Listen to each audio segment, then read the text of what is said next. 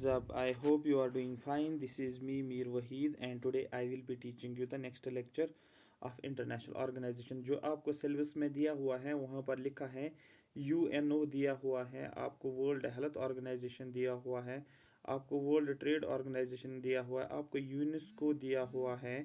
ठीक है, आपको यूनेस्को का नाम दिया गया है, आपको यूनिकटाड भी दिया गया है, ये आपको UNC, ठीक है, यूनिकटाड दिया हुआ है। ये सारे आपको कौन कौन सा क्वेश्चन बनेगा MCQ फॉर्मेट में वो हम यहाँ पर देखेंगे। ठीक है, I am present in this lecture series through WS Academy, one of the best platform for quality education. ठीक है, अभी तक अगर आपने चैनल को सब्सक्राइब नहीं किया तो चैनल को सब्सक्राइब करो सो दैट आपको रेगुलर अपडेट्स मिलेंगे। ठीक है, और कमेंट सेक्शन में मेंशन करोगे आपको ये सेशन कैसा लगा सो दैट मैं इसको कंटिन्यू करूँगा। उसके अलावा WS Academy ने KS का कोर्स लॉन्च किया हुआ है। ठीक है, न्यू बैच हमने लॉन्च किया और NT का भी बैच लॉन्च किया और उस NT के कोर्स से आपको JK SSB के बाकी एग्जाम्स भी तैयार हो जाएंगे। तो जल्दी से जल्दी अगर ज्वाइन करोगे तो आपको ज़्यादा फ़ायदा होगा। ठीक है, सबसे पहले आज हम बात करेंगे वर्ल्ड हेल्थ ऑर्गेनाइजेशन की बात करेंगे। वर्ल्ड हेल्थ ऑर्गेनाइजेशन का मतलब क्या होता है? WHO, the United Nation specialised agency for health was founded in 1948। सबसे पहला क्वेश्चन यही बनता है इसकी फॉर्मेशन कब हुई है, आपको बोलना 1948 में, नंबर पहला पॉइंट। दूसरा पॉइंट आपको ये बनता है ये क्या है, आपको बोलना ये एक स्पेशलाइज्ड एजेंसी है। दूसरा क्वेश्चन क्या बनता है, ये एक स्पेशलाइज्ड एजेंसी है। हो गए दो क्वेश्चन। ठीक है, इसका हेडक्वार्टर कहाँ पर, आपको बोला जेनेवा स्विट्जरलैंड। मैंने आपको बोला था जीन्स का ट्रेड हो रहा था, जीन क्रोमोसोम मैंने बोला था जीन्स का ट्रेड हो रहा था, और ये जीन्स का ट्रेड कहाँ पर हो रहा है, आपको बोलना है स्विट्जरलैंड में। ये क्वेश्चन पूछा जाता है। ठीक है, तो जेनेवा में इसका हेडक्वार्टर है। ये भी अपने आप में से एक MCQ है, इसको 5 स्टार लगा लो। There are 194 member states, 150 country offices and 6 regional offices. तो ये भी क्वेश्चन पूछा जाता है वर्ल्ड हेल्थ ऑर्गेनाइजेशन में कितने मेंबर कंट्रीज हैं, आपको 194। It is an intergovernmental organisation and works in collaboration with its member states usually through the ministers of health, ministries of health.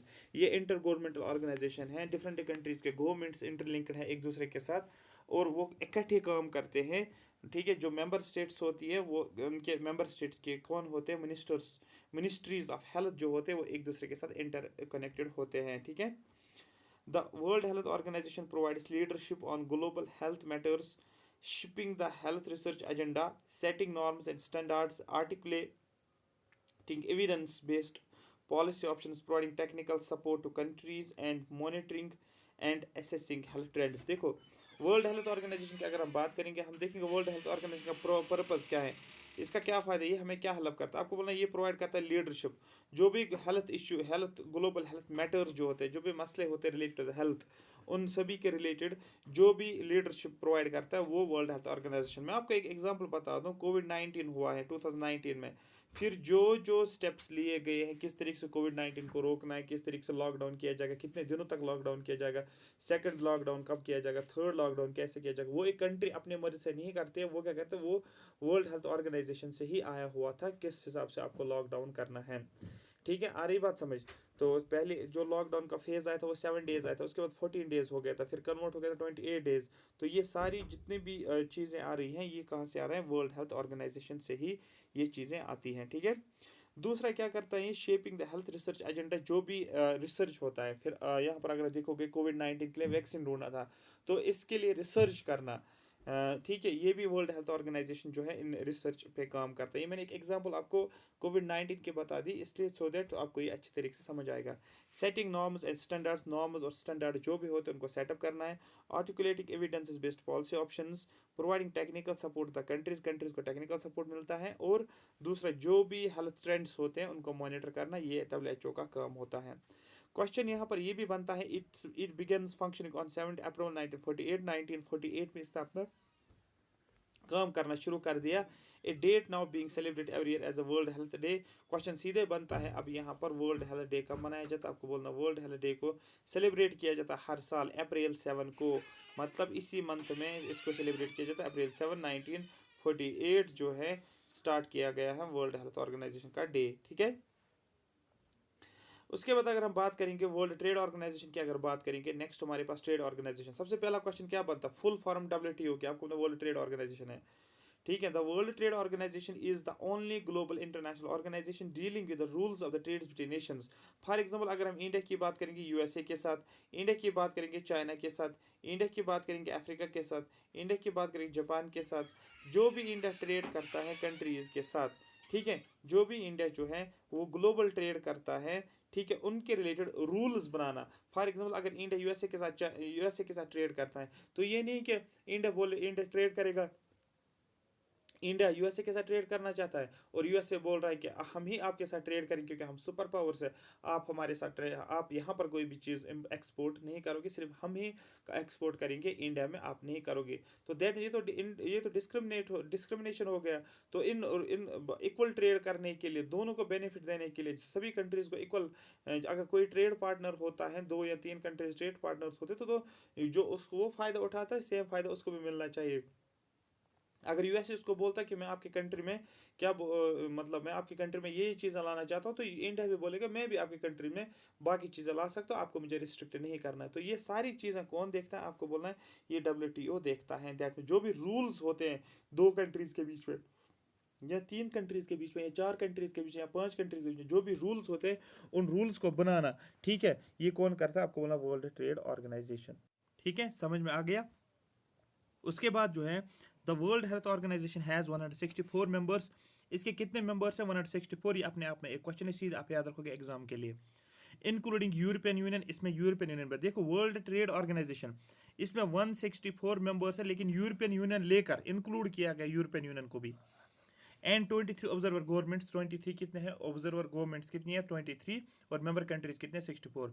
तो 164 इसके मेंबर्स हैं और 23 ऑब्जर्वर है, ठीक है। Like Iran, Iraq, Bhutan, Libya, इन कंट्रीज का आपको नाम याद नहीं रखना 23 कंट्रीज का, बस इतना आपको याद रखना है 164 मेंबर्स एंड 23 ऑब्जर्वर गवर्नमेंट्स है, ठीक। उसके बाद गोल क्या है WTO का? WTO का मतलब वर्ल्ड ट्रेड ऑर्गेनाइजेशन। इसका मेन गोल क्या है? World Trade Organization global system lovers trade barriers. ये क्या करता है? जो भी रिस्ट्रिक्शंस होती है, फॉर एग्जांपल अगर इंडिया यूएसए के साथ ट्रेड करता है, तो यहाँ पर ट्रेड बैरियर्स लगाए गए। मतलब यूएसए बोल रहा है इंडिया को कि हम यहाँ पर एक्सपोर्ट करेंगे, आप यहाँ पर एक्सपोर्ट नहीं करोगे, यूएसए में आप एक्सपोर्ट नहीं करो, मतलब ट्रेड बैरियर है, ठीक है, यहाँ रिस्ट्रिक्शंस लगाए जाते हैं। तो यहाँ पर क्या करता है ये गोल जो है, इसको हटाने के लिए, ट्रेड बैरियर को कम करने के लिए किसका काम होता है? वर्ल्ड ट्रेड ऑर्गेनाइजेशन का। थ्रो नेगोशिएशंस, 2 कंट्रीज नेगोशिएट करती है and operates under the principle of non discrimination. मैंने आपको पहले ही बोला है, अगर यूएसए इंडिया के साथ ट्रेड करता है, मतलब एक्सपोर्ट करता है, यूएसए से चीज़ें आ रही है इंडिया में, तो दैट मीन्स इंडिया भी अपने जो इंडिया के पास चीज़ें होगी वो कहाँ, किस मार्केट में बेचेगा? यूएसए के मार्केट में। लेकिन अगर ये नहीं हो रहा है, मतलब यूएसए तो इंडिया के मार्केट में चीज़ों को बेच रहा है, लेकिन इंडिया को चांस नहीं दे रहा है वहाँ पर अपने मार्केट में आने के लिए, तो ये तो डिस्क्रिमिनेशन हो गया। तो इसको कम करने के लिए किसका काम है? वर्ल्ड ट्रेड ऑर्गेनाइजेशन का। ये बहुत ज़्यादा इंपॉर्टेंट है। उसके बाद यहाँ पर एक इंपॉर्टेंट पॉइंट है, from the early days of the Silk road. Silk road आपको पता है होता है, सिल्क चाइना से जो निकलता है, जो कनेक्ट करता है यूरोप को एशिया को। From the early days of the Silk Road, या सिल्क रूट भी आप बोल सकते हो, to the creation of the General Agreement on Tariffs and Trade and the birth of the WTO, trade has played an important role in supporting economic development and promoting peaceful relations among nations. देखो most important यहाँ पर जो होता है, आपको गाट याद रखना है। इसको बोला जाता है full form general Agreement on Tariffs and trade. Number पहला क्वेश्चन यही बनता है एग्जाम में। दूसरा बनता है WTO के फुल फॉर्म क्या? आपको बोलना वर्ल्ड ट्रेड ऑर्गेनाइजेशन। बोला जाता है जब जो सिल्क रूट बना हुआ था, जब सिल्क रूट का क्रिएट हुआ है, इन चाइना को कनेक्ट कर एशिया के साथ, वेस्ट एशिया के साथ, फिर यूरोप के साथ कनेक्ट करता है, ये हो गया सिल्क रूट। तो उस टाइम जो ट्रेड होता था वो होता था in the form of general agreement of tariffs and trade.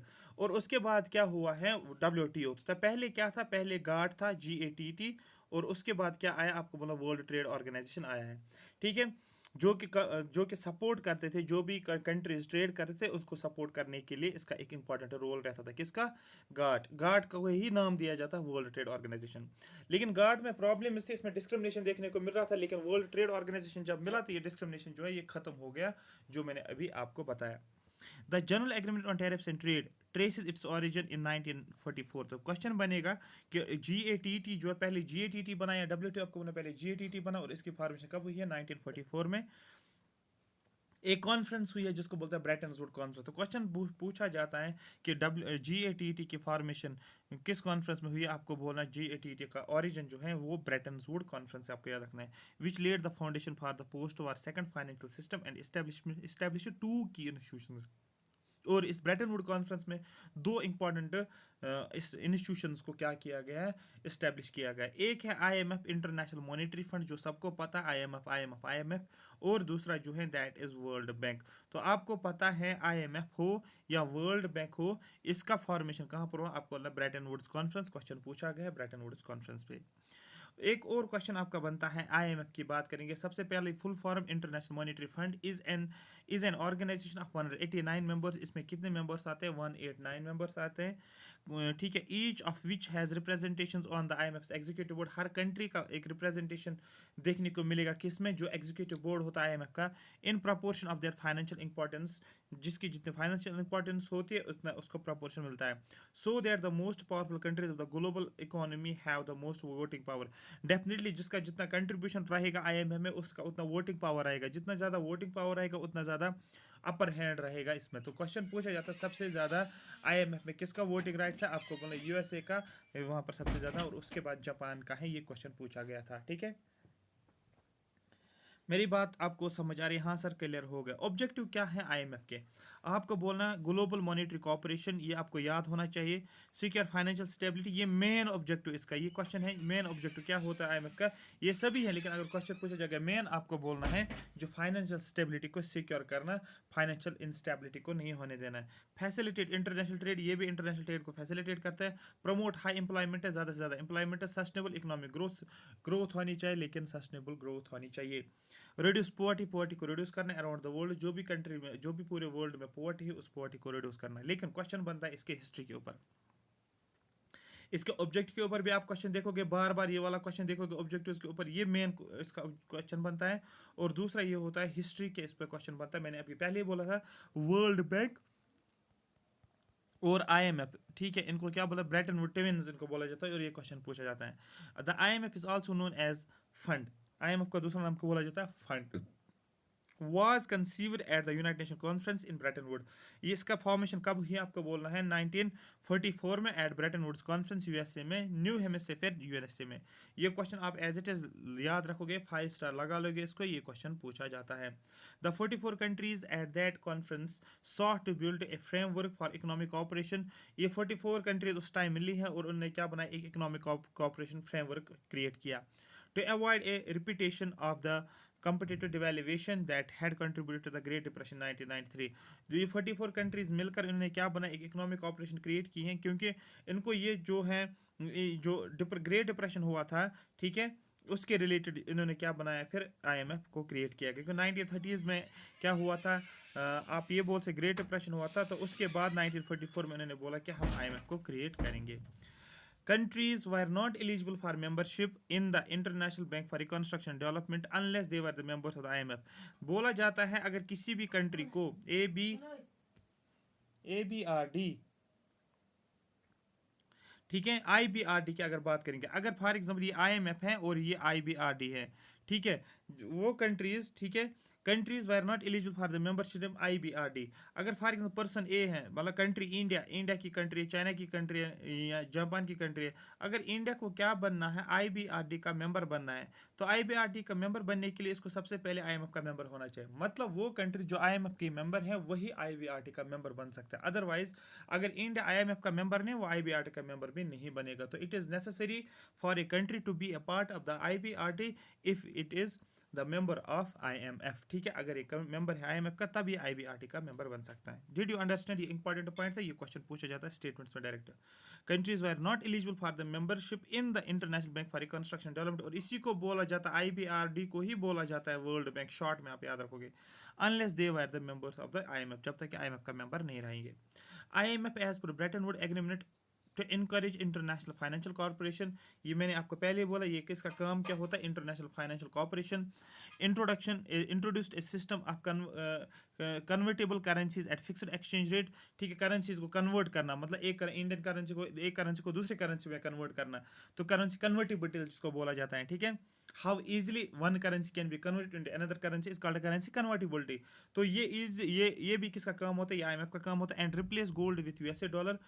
USA dollar, gold को यूएसए डॉलर से रिप्लेस करना, ठीक है, फॉर ऑफिशियल रिजर्व्स. तो ये आगे हम पढ़ेंगे कौन कौन सा क्वेश्चन और बनेगा.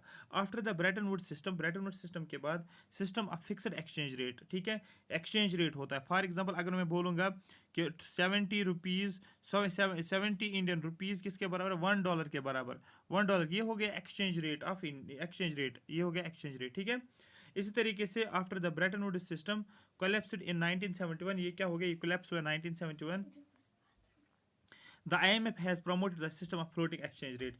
तो जब ब्रेटन वुड सिस्टम जो था जिसमें system of fixed exchange rate, और ये system of fixed exchange rate क्या हो गया, ये कोलैप्स हो गया 1971 में.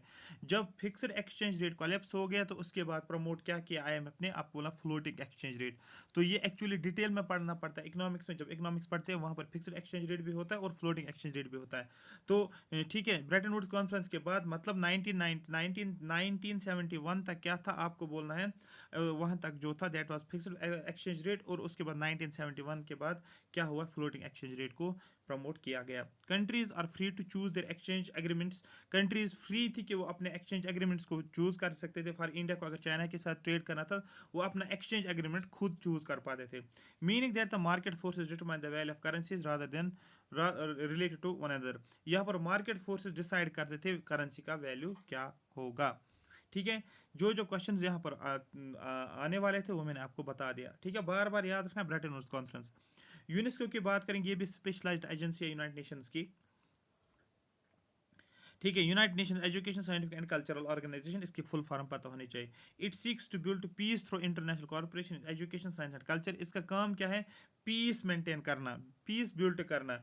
ठीक है, इंटरनेशनल कॉर्पोरेशन के जरिए, फॉर एग्जांपल एजुकेशन, साइंस और कल्चर.